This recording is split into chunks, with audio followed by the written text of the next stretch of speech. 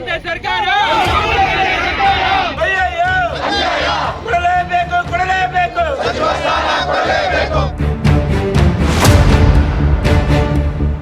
ನೀವು ನೋಡ್ತಿದ್ದೀರಾ public next. ನಾನು ಪದ್ಮಶ್ರೀ. ಇವತ್ತು ಕಾಂಗ್ರೆಸ್ನ ಸೆಕೆಂಡ್ ಮಿನಿಸ್ಟರ್ ಲಿಸ್ಟ್ ರಿಲೀಸ್ ಆಗಿದೆ. ಈ ಒಂದು ಲಿಸ್ಟಲ್ಲಿ ತುಂಬಾ ನಿರೀಕ್ಷೆ ಇದ್ದಂಥ ಹೆಸರು ಪ್ರಿಯಾ ಕೃಷ್ಣ ಅಥವಾ ಕೃಷ್ಣಪ್ಪ ಅವರ ಹೆಸರು. ಆದರೆ ಈ ಇಬ್ಬರ ಹೆಸರು ಕೂಡ ಲಿಸ್ಟ್ನಲ್ಲಿ ಇಲ್ಲ. ಇದರಿಂದಾಗಿ ಅವರ ಬೆಂಬಲಿಗರು ಸಾಕಷ್ಟು ಆಕ್ರೋಶವನ್ನು ವ್ಯಕ್ತಪಡಿಸ್ತಾ ಇದ್ದಾರೆ. ಅವರ ಮುಂದೆ ಪ್ರತಿಭಟನೆಯನ್ನು ಕೂಡ ಮಾಡ್ತಿದ್ದಾರೆ. ಬನ್ನಿ ಅವ್ರನ್ನ ಮಾತಾಡಿಸ್ತಾ ಹೋಗೋಣ. ಸರ್, ಮೊದಲಿಗೆ ತುಂಬಾ ಎಕ್ಸ್ಪೆಕ್ಟೇಷನ್ಸ್ ಇತ್ತು ಕೃಷ್ಣಪ್ಪ ಅಥವಾ ಪ್ರಿಯಾ ಕೃಷ್ಣ, ಇಲ್ಲಾಂದ್ರೆ ಇಬ್ಬರ ಹೆಸರು ಕೂಡ ಬರುತ್ತೆ ಈ ಒಂದು ಲಿಸ್ಟಲ್ಲಿ ಅಂತ ಹೇಳಿ. ಈ ಒಂದು ನ್ಯೂಸ್ ಕೇಳಿದ ತಕ್ಷಣ ನಿಮ್ಗೆ ಏನು ಅನ್ನಿಸ್ತು ಈ ಒಂದು ಪ್ರತಿಭಟನೆ? ಮೇಡಮ್, ಮನಸ್ಸಿಗೆ ಭಾಳ ನೋವಾಯಿತು. ನಾನು ಇದನ್ನು ಎಕ್ಸ್ಪೆಕ್ಟ್ ಮಾಡೇ ಇರಲಿಲ್ಲ. ನಾವೇ ಅಂತಲೇ ಅಲ್ಲ, ಎಲ್ಲ ನಮ್ಮ ಅವರ ಅಭಿಮಾನಿಗಳೆಲ್ಲರೂ ಸಹ ನಾವು ಯಾರು ಎಕ್ಸ್ಪೆಕ್ಟ್ ಮಾಡಿರ್ತಿರತಕ್ಕಂಥ ಸನ್ನಿವೇಶ ಇವತ್ತು ನಮಗೆ ನಡೀತು. ಭಾಳನೇ ಬೇಜಾರಾಯಿತು. ಬಟ್ ಮುಂದಿನ ದಿನಗಳಲ್ಲಿ ನಾವು ಸಾಹೇಬರು ಏನು ಹೇಳ್ತಾರೆ, ನಾವು ಇವತ್ತು ಸಾಮೂಹಿಕವಾಗಿ ನಾವೆಲ್ಲ ಏನು ಬ್ಲಾಕ್ನವರು, ವಾರ್ಡ್ನವರು, ಮತ್ತು ಮಹಿಳಾ ವಿಂಗ್ಸು, ಮತ್ತು ಯಾವ್ಯಾವ ಯೂತ್ ಅಧ್ಯಕ್ಷರುಗಳು, ಯಾರೇ ಎಲ್ಲ ವಿಂಗಿನ ಎಲ್ಲ ಘಟಕದ ಅಧ್ಯಕ್ಷರುಗಳು ಎಲ್ಲರೂ ಹೋಗಿ ಇವತ್ತು ನಾವು ಸಾಮೂಹಿಕವಾಗಿ ರಾಜೀನಾಮೆಯನ್ನು ನಮ್ಮ ಗೌರವಾನ್ವಿತ ಅಧ್ಯಕ್ಷರಾದಂಥ ಕೆ ಹರಿಪ್ರಸಾದ್ ಅವರಿಗೆ ನಾವು ಸಲ್ಲಿಸ್ತಾ ಇದ್ದೀವಿ. ಮುಂದಿನ ದಿನಗಳಲ್ಲಿ ಅದೇನೇನಾಗುತ್ತೆ ಅಂತ ಗೊತ್ತಿಲ್ಲ. ಎರಡೂ ಕ್ಷೇತ್ರದಲ್ಲಿ ನಮ್ಮ ನಾಯಕರುಗಳು ತಗೊಳ್ತಕ್ಕಂಥ ನಡೆ ಮೇಲೆ ನಿಂತಿದೆ. ನಮ್ಮ ಇಬ್ಬರು ನಾಯಕರುಗಳು ಅವ್ರು ಯಾವ ಕಡೆ ಏನು ಅಂತ ಹೇಳ್ತಾರೆ, ಹಿಂಗೆ ನಡ್ಕೊಂಡು ಹೋಗೋಣ, ನಾವು ಹಿಂಗೆ ಜನಸೇವೆ ಮಾಡೋಣ, ನಾವು ಇಷ್ಟು ವರ್ಷಗಳ ಕಾಲ ಜನಸೇವೆ ಮಾಡ್ತಾ ಇದ್ದಾರೆ. ಇಷ್ಟು ವರ್ಷಗಳ ಕಾಲ ಜನಸೇವೆ ಮಾಡ್ತಾ ಇರೋರಿಗೆ, ಇಷ್ಟು ವರ್ಷಗಳ ಕಾಲ ಕಂಟಿನ್ಯೂಸ್ ಆಗಿ ಒಂದೇ ಸರಿ ಬಿಡದೇ ಇರೋ ಗೆದ್ಕೊಂಬರ್ತಾ ಇರೋರಿಗೆ ನ್ಯಾಯ ಸಿಗ್ತಾ ಇಲ್ಲ ಅಂತಂದರೆ ನಮಗೆ ಕಾಂಗ್ರೆಸ್ ಪಕ್ಷದಲ್ಲಿ ನಮಗೆ ಒಂಥರ ಭಾಳ ನೋವು ತರತಕ್ಕಂಥ ಸನ್ನಿವೇಶ ಇವತ್ತು ಬಂದಿದೆ. ಸಾಹೇಬ್ರಿಗೆ ಬಿಟ್ಟಿದ್ದೀವಿ, ಅವ್ರಿಗೆ ಮಾತಾಡ್ತೀವಿ, ಅವ್ರ ಹತ್ರ ಹೇಳ್ತೀವಿ. ಅವರು ನಮಗೆ ಹಿಂಗೆ ಹೇಳೋಣ, ಹಿಂಗೆ ಮಾಡೋಣ ನಾವು ಅಂತ ಯಾವ ರೀತಿ ಅವರು ಹೇಳ್ತಾರೆ, ಅವ್ರ ಬೆನ್ನೆಲುಬಾಗಿ ನಾವು ಅವ್ರು ಏನು ಹೇಳ್ತಾರೋ ಅದಕ್ಕೆ ನಾವೆಲ್ಲರೂ ನಿಲುವಾಗಿ ನಿಂತ್ಕೋತೀವಿ ಅನ್ನತಕ್ಕಂಥ ಮಾತನ್ನ ಹೇಳ್ತೀನಿ ಮೇಡಮ್. ಸರ್, ಕಾಂಗ್ರೆಸ್ ಪಕ್ಷಕ್ಕೆ ಸಾಕಷ್ಟು ಬೆಂಬಲವನ್ನು ಕೃಷ್ಣಪ್ಪ ಸರ್ ಕೊಟ್ಟಿದ್ದಾರೆ. ಆದರೆ ಈ ಒಂದು ಟೈಮಲ್ಲಿ ಅವರ ನಂಬಿಕೆಯನ್ನು ಇದು ಮಾಡಿಕೊಂಡ್ರು ಅಂತ ಅನಿಸ್ತಿಲ್ಲ ಮೇಡಮ್. ಅದೇ ಅಲ್ವಾ ಇದೆಲ್ಲ ಹೋರಾಟ ನಡೀತಾ ಇರೋದು. ಇಷ್ಟೊಂದು ಹೋರಾಟಗಳು ಹೆಂಗೆ ಅಂತಂದರೆ ಅವರು ನಡ್ಕೊಂಡ್ಬಂದಿರೋದು ಕಾಂಗ್ರೆಸ್ ನಿಷ್ಠೆಯಿಂದ ಇರೋದು. ಯಾಕೆಂದರೆ JDS ಇಂದ ಬಂದಿರೋರು ಮಾತ್ರ ನೀವು ಸಚಿವ ಸ್ಥಾನ ಸಿಕ್ಕಿರೋದು. ನೀವೆಲ್ಲ ನೋಡ್ತಾ ಇದ್ದೀರಿ ಇವತ್ತು ಯಾರ್ಯಾರು ಸಚಿವ ಸ್ಥಾನ ಸಿಕ್ಕಿದೆ ಅಂತೇಳಿ. ಆಮೇಲೆ ಅವರು ಜೈಕಾರ ಹಾಕ್ದವ್ರಿಗೆ ಅವರೇ ಹೇಳ್ತಾರೆ, ಪಕ್ಷ ನಿಷ್ಠೆ ಬೇಡ, ನೀವು ಹೊರಗಡೆ ಹೋಗಿ ಕ್ಷೇತ್ರದಲ್ಲಿರಿ, ಅಲ್ಲಿರಿ ಅಂತಾರೆ. ಪಕ್ಷ ಇದು ಮನುಷ್ಯ ನಿಷ್ಠೆ ಬೇಡ, ಏನು ನಾಯಕನ ಹಿಂದೆ ಮುಂದೆ ಸುತ್ತಬೇಡಿ ನೀವು ಅಂತಾರೆ. ಈಗ ಆಗಿರೋದೇ ಅದು. ನಿಮ್ಗೆ ಯಾರು ಲಾಬಿ ಮಾಡಿದ್ರು, ಅಂಥವ್ರು ಆಗ್ಬೇಕು CM, ಇವ್ರು ಆಗ್ಬೇಕು CM ಅಂದರು, ಅವ್ರನ್ನೇ ನೀವು ಇವತ್ತು ಮಾಡ್ತಾ ಇರೋದು. ಅಂಥವ್ರ ಹೆಸರನ್ನೇ ತೊಗೊಂಡೋಗಿ ಹೈಕಮಾಂಡ್ ಮುಂದೆ ಇಡ್ತೀರಿ. ಹೈಕಮಾಂಡ್ ಅವ್ರಿಗೆ ಏನು ಗೊತ್ತಿದೆ, ಹೌದು ಇರಪ್ಪ ಪಾಪ ಏನು ತೊಗೊಂಬಂದಿದ್ದಾರೆ ನಮ್ಮ CM ಅವರು ಎಲ್ಲ ತೊಗೊಂಬಂದಿದ್ದಾರೆ ಅಂತ, ಅದನ್ನು ತೊಗೊಂಡೋಗಿ ಮಾಡಿದ್ದೀರಿ. ಇವಾಗ ಇಲ್ಲಾಂದರೆ ಏನಾದರೂ ಇಲ್ಲೀಗಲ್ ಆಗಿ ದುಡ್ಡು ಗಿಟ್ಟು ತಗೊಂಡಾಗ ಏನೋ ಕೊಡಬೇಕೇನೋ, ಇರ್ಬೋದೇನೋ, ಅದು ನಮ್ಗೆ ಗೊತ್ತಿಲ್ಲ. ವಿಷಯ ಇರ್ಬೋದೇನೋ ಅನ್ನೋತಕ್ಕಂಥದ್ದು ನಮ್ಗೆ ಅನಿಸ್ತಾ ಇದೆ ಇವಾಗ ಮೇಡಮ್. ಒಟ್ಟಾರೆ ಎಷ್ಟು ಜನ ರಾಜೀನಾಮೆನ ಕೊಡ್ತಿದ್ದಾರೆ, ಮುಂದೆ ಒಂದು ಕ್ಷೇತ್ರದ ಪರಿಸ್ಥಿತಿ ಹೇಗಾಗುತ್ತೆ? ಯಾಕಂತ ಹೇಳಿದ್ರೆ ಬ್ಲಾಕ್ ಅಧ್ಯಕ್ಷರಾಗಿರ್ಬೋದು, ಗ್ಯಾರಂಟಿ ಅಧ್ಯಕ್ಷ ಆಗಿರ್ಬೋದು, ಪ್ರತಿಯೊಬ್ಬರು ರಾಜೀನಾಮೆ ಕೊಡ್ತೀವಿ, ನಾವು ಬೆಂಬಲವನ್ನು ಕೊಡೋದಿಲ್ಲ ಅಂತ ಹೇಳ್ತಿದ್ದಾರೆ. ಮುಂದೆ ಪರಿಸ್ಥಿತಿ ಹೇಗಿರ್ಬೋದು? ನಿಜಕ್ಕೂ ಇವತ್ತು ನಾವು ನಮ್ಮ ಎರಡೂ ಕ್ಷೇತ್ರದಿಂದ ಎಲ್ಲ ಕಾರ್ಯಕರ್ತರು ಮತ್ತು ಎಲ್ಲ ಘಟಕಗಳ ವತಿಯಿಂದ ಬಹಳ ಉಗ್ರ ಹೋರಾಟವನ್ನು ಮಾಡ್ತಾ ಇದ್ವಿ. ಎಲ್ಲರೂ ಭಾಳ ಮನನೊಂದಿದ್ದೀವಿ. ಇವತ್ತು ಏನು ನ್ಯಾಯ ಅನ್ನೋ ಪದಕ್ಕೆ ಇವತ್ತು ಅರ್ಥ ಕಳ್ಕೊಂಡಿದೆ ಅಂತ ನಾವು ಭಾವಿಸ್ತಾ ಇದ್ದೀವಿ ಎರಡೂ ಕ್ಷೇತ್ರದವರು. ಒಟ್ಟಾರೆ ಒಂದು 350ರಿಂದ 400 ಜನ ನಾವೇನು ಪದಾಧಿಕಾರಿಗಳು, ಎಲ್ಲ ಘಟಕದ ಪದಾಧಿಕಾರಿಗಳು, ಅಧ್ಯಕ್ಷರುಗಳಿದ್ದೀವಿ. ಇವತ್ತು ನಾವು ರಾಜೀನಾಮೆ ಕೊಡ್ತಾ ಇದ್ದೀವಿ ಮನನೊಂದು. ಸರ್, ಇವಾಗ ನಿಷ್ಠಾವಂತ ಮುಖಂಡರಿಗೆ ಕಾಂಗ್ರೆಸ್ನಲ್ಲಿ ಒಂದು ಬೆಂಬಲ ಇಲ್ಲ ಅನ್ನೋ ಮಾತನ್ನು ನೀವು ಹೇಳ್ತಿದ್ರಿ, ಅದು ಯಾಕೆ? ಪ್ರಿಯಾ ಕೃಷ್ಣವರು ದಾವಣಗೆರೆ ಬೈ ಎಲೆಕ್ಷನ್ ಆಯಿತು, ಅಲ್ಲಿ ಒಂದು ತಿಂಗಳಾನ್ಗಟ್ಟಲೆ ರೂಮ್ ಮಾಡಿಸಿ 40ರಿಂದ 45 ಜನ ನಮ್ಮನ್ನು ಲೀಡರ್ಗಳನ್ನ ಕಳಿಸಿದ್ರು ಕ್ಯಾಂಪೇನ್ ಮಾಡೋದಕ್ಕೆ. ಆದರೆ ಬೇರೆಯೊಬ್ಬರು ಯಾರೋ ಕಾಂಗ್ರೆಸ್ ಪಕ್ಷದಿಂದ ಹೋಗಿ ಪಕ್ಷ ವಿರೋಧಿ ಚಳಿಕೆ SDPIಗೆ ಬೆಂಬಲ ಸೂಚಿಸೋರಿಗೆ ಇವತ್ತು ಮಿನಿಸ್ಟ್ರು ಮಾಡ್ತಾ ಇದ್ದೀರಿ. CM ಆದವ್ರು ನಿಮಗೆ ನಾಚಿಕೆ ಆಗಬೇಕು. ನಾವು ಪ್ರತಿಯೊಂದು ಹಂತಲ್ಲೂ ಇದೇ ಅಭಿಷೇಕ್ ದತ್ ಅವ್ರ ಎಲೆಕ್ಷನ್ಗೆ 100 ಜನ ಹೋಗಿದ್ವಿ. ಒಂದು ವಾರ ಅನ್ಗಟ್ಲೆ ರೂಮ್ ಮಾಡಿಸಿ ನಮ್ಮನ್ನು ಕ್ಯಾಂಪೇನ್ ಮಾಡಿದ್ರು ಡೆಲ್ಲಿನಲ್ಲಿ. ಪ್ರಿಯಾ ಕೃಷ್ಣವ್ರಲ್ಲಿ ಮತ್ತೊಬ್ಬರಲ್ಲಿ ಪ್ರಿಯಾ ಕೃಷ್ಣವ್ರಿಗೆ ಕಂಪೇರ್ ಮಾಡೋದಕ್ಕೆ ಆಗಲ್ಲ. ನಿಮಗೆ ನಾಚಿಕೆ ಆಗಿರಬೇಕು ಮೋಸ್ಟ್ಲಿ ಮಿನಿಸ್ಟರ್ ಮಾಡೋದಕ್ಕೆ. CM ಆಗ ಅರ್ಹತೆ ಇತ್ತು ಅವ್ರಿಗೆ, ಅವ್ರನ್ನ ಮಾಡಲಿಲ್ವಲ್ಲ. ನನ್ನಂಥವ್ರು ಇಂಥವ್ರ ಜೊತೆ, ಏಕೆಂದರೆ ಕೊಳಚೆಗಳ ಜೊತೆ ಸೇರಬೇಕಲ್ಲ, ಅದಕ್ಕೋಸ್ಕರ ಅವ್ರು ಅದ್ರ ಜೊತೆ ಸೇರ್ಕೊಂಡಿರಬೇಕು. ಗಂಧ ಯಾವತ್ತಿದ್ರು ಗಂಧದ ಜೊತೆನೇ ಇರುತ್ತೆ.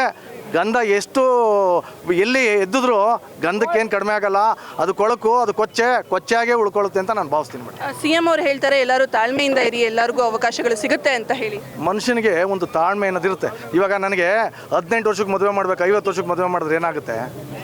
ಇದೆ ಪ್ರಿಯಾಕೃಷ್ಣ ಅವರು ವಯಸ್ಸು ಬಂದಿದ್ದಾರೆ, ಅವ್ರು ಮಿನಿಸ್ಟರ್ ಮಾಡಬೇಕು. ಈ ದೇಶ, ಈ ರಾಜ್ಯ ಅತ್ಯುತ್ತಮವಾದಂಥ ಒಂದು ನಾಯಕರನ್ನ ಕಳ್ಕೊಂಡಂಗಾಗುತ್ತೆ.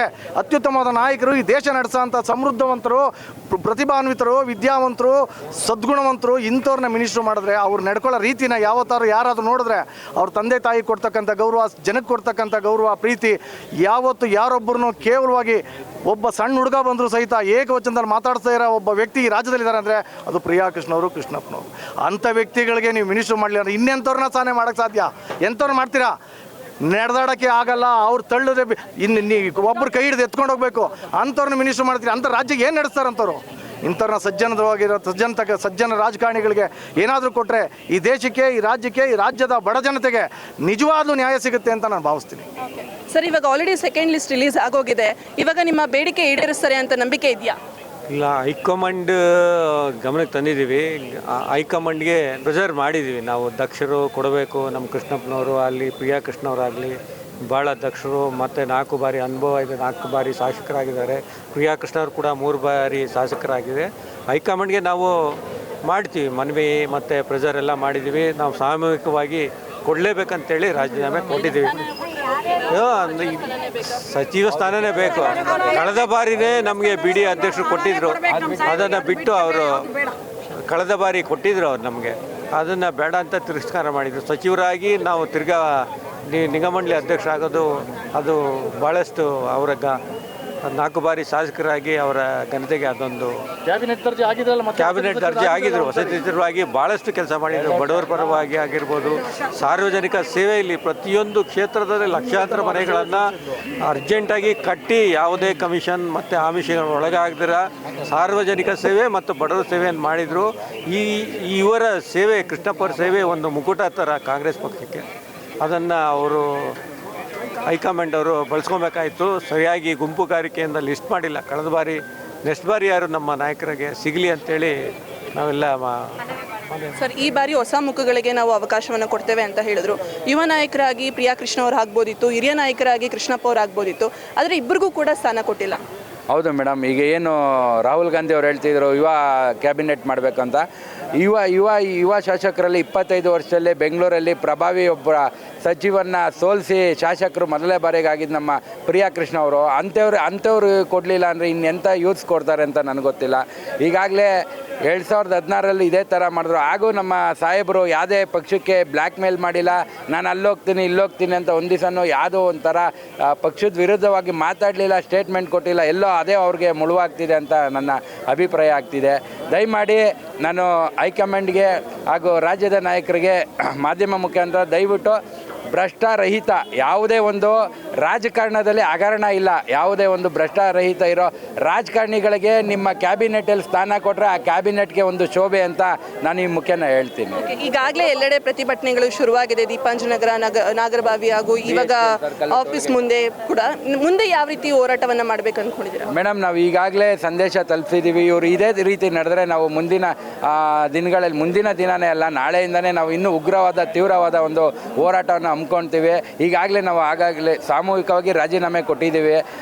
ಇನ್ನೂ ಬಗ್ಲಿಲ್ಲ ಅಂದರೆ ನಾವು ಅದಕ್ಕೆ ಏನು ಉತ್ತರ ಕೊಡಬೇಕೋ ಅದನ್ನ ನಾವು ಕೊಡ್ತೀವಿ ಅಂತ ನಾನು ನಿಮ್ಮ ಮುಖಾಂತರ ನಾನು ಈಗ ತಿಳಿಸ್ತೀನಿ ಮೇಡಮ್. ಸರ್, SIR ಕೂಡ ನಾವು ಮಾಡೋದಿಲ್ಲ, ಸ್ಟಾಪ್ ಮಾಡ್ತೀವಿ ಅನ್ನೋ ಮಾತನ್ನು ಕೇಳ್ಪಟ್ವಿ ಒಂದು ಪ್ರತಿಭಟನೆಯಲ್ಲಿ. ನೀವೇನು ಸಂದೇಶವನ್ನು ಕೊಡೋಕ್ಕೆ ಇಷ್ಟಪಡ್ತೀರಾ? ಮೇಡಮ್, 1 ತಿಂಗಳಿಂದ ಸುಮಾರು 30-32 ದಿನಗಳಿಂದ ಪ್ರತಿಯೊಬ್ಬ ಕಾರ್ಯಕರ್ತನೂ, ಬೂತ್ ಮಟ್ಟದ ಲೀಡ್ರು ಪ್ರತಿಯೊಂದು ಮನೆಗೆ ಹೋಗಿ ಅವ್ರ ಮನೇಲಿ ಊಟ ಇದೆಯಾ ಇಲ್ವಾ ಗೊತ್ತಿಲ್ಲ, ಆದರೂ ಸಹಿತ SIR ಮಾಡೋದಕ್ಕೆ ಎನ್ಯುಮರೇಷನ್ ಫಾರ್ಮನ್ನು ಮನೆಗೆ ಹೋಗಿ ಕೊಟ್ಟು ಅವ್ರನ್ನ ಫಾರ್ಮನ್ನು ಫಿಲಪ್ ಮಾಡೋಕ್ಕೆ ಬರಲಿಲ್ಲ ಅಂತ ಹೇಳಿದ್ರೆ ನಾವೇ ಖುದ್ದು ನಿಂತು ಫಾರ್ಮನ್ನು ಫಿಲಪ್ ಮಾಡಿ ವಾಪಸ್ ತಂದು BLOಗಳ ಕೈಗೆ ಕೊಡ್ತಕ್ಕಂಥ ಕೆಲಸಗಳನ್ನ ನಾವು ಖಂಡಿತ ಪ್ರತಿಯೊಬ್ಬ ಲೀಡ್ರು ಸಹಿತ ಇಲ್ಲಿ ಸೇರಿರ್ತಕ್ಕಂಥ 2 ಕಾನ್ಸ್ಟಿಟ್ಯೂನ್ಸಿ ಲೀಡ್ರುಗಳು ಮಾಡಿದ್ದಾರೆ. ಆದರೆ ಇಷ್ಟೆಲ್ಲ ಮಾಡಿ ಪ್ರತಿಯೊಂದು ಕಾಂಗ್ರೆಸ್ ಪಕ್ಷಕ್ಕೆ ನಾವು ನಿಷ್ಠೆನ ತೋರಿಸಿದ್ರು. ಕೃಷ್ಣಪ್ಪನಂತವ್ರಿಗೆ ಮಿನಿಸ್ಟ್ರು ಮಾಡಲಿಲ್ವಲ್ಲ, ಇನ್ನು ಮಾಡಿ ಏನು ಪ್ರಯೋಜನ? ಇನ್ನು SIR ಮಾಡಿದ್ರೆ ಏನು ಪ್ರಯೋಜನ ಆಗುತ್ತೆ?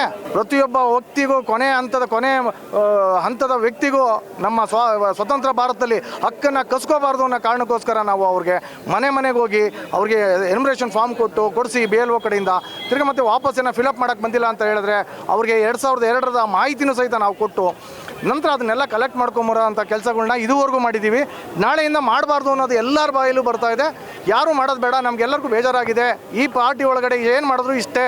ಇಂಥ ನಿಷ್ಠಾವಂತನೇ ಮಾಡದೇ ಇರೋದು ಪಾರ್ಟಿಗೆ ನಿಷ್ಠೆ ಆಗಿರ್ತಕ್ಕಂಥವ್ರನ್ನೇ ಮಿನಿಸ್ಟ್ರು ಮಾಡಲಿಲ್ಲ ಅಂದಮೇಲೆ ಇನ್ಯಾರನ್ನ ತಾನೇ ಮಾಡೋಕ್ಕೆ ಸಾಧ್ಯ? ಇನ್ಯಾರನ್ನ ಮಾಡಿದ್ರು ಪ್ರಯೋಜನಕ್ಕೆ ಬರಲ್ಲ ಅನ್ನೋ ಒಕ್ಕೋರ್ಲ ಮನವಿ ಎಲ್ಲರಲ್ಲೂ ಇದೆ. ನಮ್ಮ ಸಂದೇಶ ಪ್ರಿಯಾ ಕೃಷ್ಣ ಅವ್ರನ್ನ, ಕೃಷ್ಣಪ್ಪ ಅವ್ರನ್ನ ಇಬ್ಬರನ್ನು ಮಿನಿಸ್ಟ್ರು ಮಾಡಬೇಕು ಅನ್ನೋದೇ ಸಂದೇಶ. ಅವರಿಬ್ಬರನ್ನು ಮಾಡೋದ್ರಿಂದ ಕಾಂಗ್ರೆಸ್ ಪಕ್ಷಕ್ಕೆ ಗೌರವ ಘನತೆ ಜಾಸ್ತಿ. ಸೊ ಇದಿಷ್ಟಾಗಿತ್ತು ಕೃಷ್ಣಪ್ಪ ಹಾಗೂ ಪ್ರಿಯಾ ಕೃಷ್ಣ ಅವರ ಬೆಂಬಲಿಗರ ಮಾತು. ಇಬ್ಬರಲ್ಲಿ ಒಬ್ರಿಗಾದ್ರೂ ಸಚಿವ ಸ್ಥಾನ ಕೊಡಬೇಕು, ಇಲ್ಲ ಅಂತ ಹೇಳಿದ್ರೆ ಇಬ್ಬರಿಗೂ ಸಚಿವ ಸ್ಥಾನ ಕೊಡಬೇಕು. ಇದರಿಂದ ಕಾಂಗ್ರೆಸ್ಗೆ ಹೆಮ್ಮೆ ಅನ್ನೋ ಮಾತನ್ನ ಹೇಳ್ತಿದ್ದಾರೆ. ನೋಡ್ತಾ ಇರಿ ಪಬ್ಲಿಕ್ ನೆಕ್ಸ್ಟ್. ಕ್ಯಾಮ್ರಾಮನ್ ಜಾನ್ ಜೊತೆ ಪದ್ಮಶ್ರೀ.